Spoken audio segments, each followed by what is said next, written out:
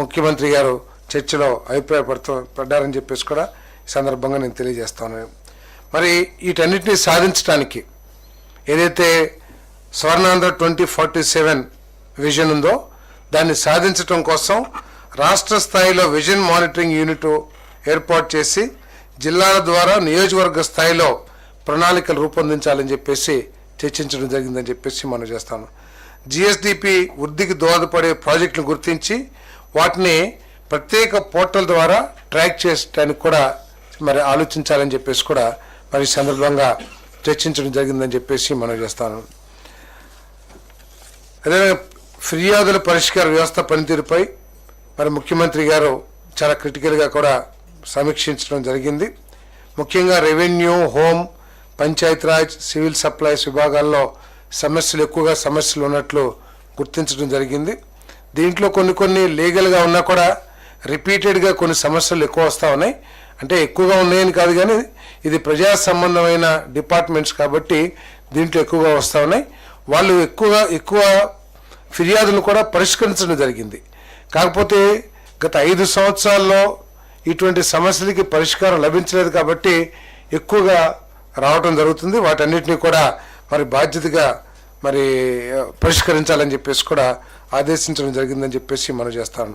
అదేవిధంగా పెన్షన్ పంపిణీ, అన్న క్యాంటీన్లు, ధాన్యం కొనుగోలు, దేవాలయ సేవలపై ప్రజల అభిప్రాయాన్ని సేకరించడం జరిగింది. ఐఎన్పిఆర్ డిపార్ట్మెంట్ ప్రత్యేకంగా ఈ వ్యవస్థలకు సంబంధించి ప్రజల అభిప్రాయాన్ని, ప్రజల యొక్క సాటిస్ఫాక్షన్ లెవెల్స్ని చాలా స్పష్టంగా తెలుసుకోవడం జరిగింది. ఫోన్స్ ద్వారా కానివ్వండి, ఐవీఆర్ఎస్ ద్వారా కానివ్వండి తెలుసుకోవడం జరిగింది. దాని మీద కూడా చర్చించడం, సమావేశంలో చర్చ జరిగిందని చెప్పేసి మనం చేస్తా ఉన్నాం.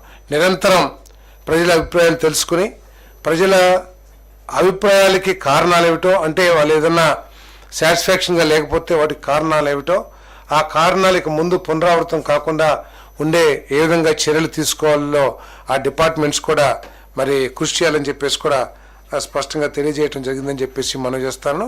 ముఖ్యంగా పెన్షన్లు ఇచ్చేటప్పుడు పెన్షన్లు ఇచ్చే అధికారులు కానీ ఎవరైతే సిబ్బంది ఉన్నారో వాళ్ళ వ్యవహార తీరు ఏ విధంగా ఉంది, వాళ్ళు పెన్షన్ లబ్ధిదారులతో ఏ విధంగా ప్రవర్తిస్తూ ఉన్నారు, వాటన్నిటి మీద కూడా మరి క్షుణ్ణంగా పరిశీలించాలని చెప్పేసి కూడా ఆదేశాలు ఇవ్వడం జరిగిందని చెప్పేసి నేను మనవి చేస్తాను. ఏ విధంగా అయితే కేంద్ర ప్రభుత్వ స్థాయిలో కేంద్ర ప్రభుత్వం కింద పిఎంజి ప్రాజెక్ట్స్ మానిటరింగ్ గ్రూప్ విధానం ఏదైతే ఉందో, ఏదైతే పెద్ద ప్రాజెక్టులు మానిటరింగ్ చేస్తాం, ఆ ప్రాజెక్టులు అమలు చేయటంలో ఎదుర్కొనబడే సమస్యలు ఏదైతే ఫర్ ఎగ్జాంపుల్ ఎన్విరాన్మెంట్ క్లియరెన్స్ కానివ్వండి, బడ్జెట్ ఎలొకేషన్ కానివ్వండి, లేకపోతే వివిధ డిపార్ట్మెంట్స్లో కావాల్సిన క్లియరెన్సెస్ని ఏ విధంగా అయితే కేంద్ర ప్రభుత్వం పిఎంజి ద్వారా మానిటర్ చేస్తుందో అదేవిధంగా రాష్ట్ర స్థాయిలో కూడా ఈ పిఎంజి మానిటరింగ్ సిస్టమ్ని అనుసంధానించాలని చెప్పేసి డెవలప్ చేయాలని చెప్పేసి కూడా నిర్ణయం తీసుకుంటాం జరిగిందని చెప్పేసి మనం చేస్తాను. ప్రతి ప్రాజెక్టు 50 కోట్ల పైబడి తీసుకోబడ్డ ప్రతి ప్రాజెక్టును కూడా క్షుణ్ణంగా మానిటర్ చేస్తూ ట్రాక్ చేస్తూ ఆ ప్రాజెక్ట్ అమలులో ఎదుర్కొనబడుతున్న సమస్యలన్నిటి మీద కూడా త్వరితగతిన మరి పరిష్కారం లభించే విధంగా చూడాలని చెప్పేసి కూడా మరి ముఖ్యమంత్రి గారు సూచించారని చెప్పేసి మనం చేస్తాను.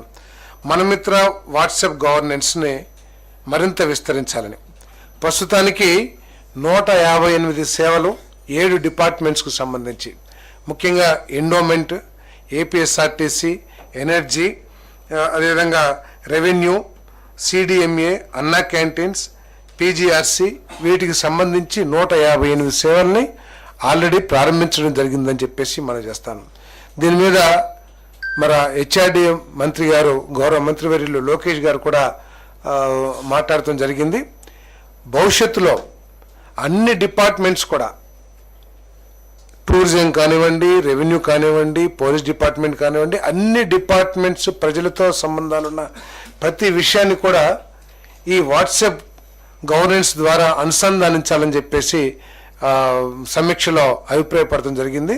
రాబోయే రోజుల్లో ఈ 158 సేవలే కాకుండా ప్రతి విషయం కూడా ప్రభుత్వానికి సంబంధించి ప్రభుత్వానికి ప్రజలకి ఏ విషయంలో అయితే అనుబంధం ఉందో అవన్నీ కూడా ప్రజలు దాని ద్వారా తెలుసుకోవటానికి దాని ద్వారా ప్రభుత్వానికి చేరవేయటానికి తమ అభిప్రాయాలు కానీ, తమ సమస్యలు కానీ, తమ కోరికలు కానీ, తమ డిమాండ్స్ని కానీ అన్నింటినీ ప్రజలకు చేరవేయటానికి ఈ వాట్సాప్ గవర్నెన్స్ని వినియోగించుకునే విధంగా ప్రతి డిపార్ట్మెంట్ అనుసంధానం కావాలని చెప్పేసి స్పష్టంగా తెలియజేయడం జరిగిందని చెప్పేసి మనం చేస్తాం. అదేవిధంగా ఒక యాప్ తయారు చేసి ప్రజల అభిప్రాయాన్ని కూడా ఈ వాట్సాప్ ద్వారానే ప్రభుత్వానికి చేరవేసే విధంగా వాళ్ళ సంతృప్తి కానివ్వండి, వారి అసంతృప్తి కానివ్వండి, అన్నీ కూడా ఈ వాట్సాప్ గవర్నెన్స్ ద్వారా యాప్ ద్వారా తెలియజే